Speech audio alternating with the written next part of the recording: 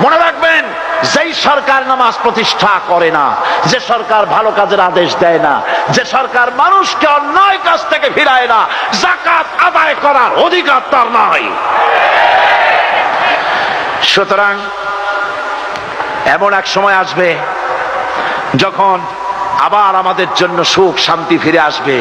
সেজন্য কোরআনের কাছে আসতে হবে। কার কাছে? এই কোরআন হলো সেই কোরআন।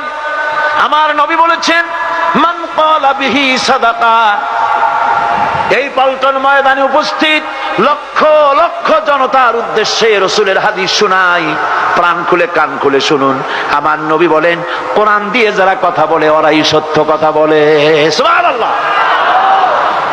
আপনার নেতা বক্তৃতা করতে আসে, না আছে কোরআন, না আছে হাদিস, সব নিজেদের মন গড়া কথা, ঠিক কিনা?